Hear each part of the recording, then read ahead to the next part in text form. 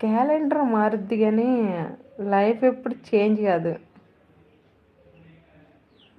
నిజం. I'm not happy. అలా అనకే రేణు. మైండ్లో నుంచి అన్నీ తీసేసాయి. అక్క ఎందుకు తినలేదు ఒకసారి అడుగు. అదే అంటున్నా, మైండ్లో ఏం పెట్టుకో మాకు, మొత్తం తీసేస్తాయి, ఎరైజ్ చేసాయి, ఫ్రెష్గా స్టార్ట్ చేయి. ఒక్కసారి 1 అవర్ పడుకోవే రేణు.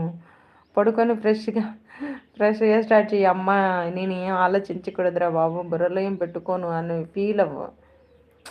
వదిలేసే. అసలు మనం ఆలోచించినాం అనుకో, అది తినేస్తుంది మన బ్రెయిన్. ఇంకా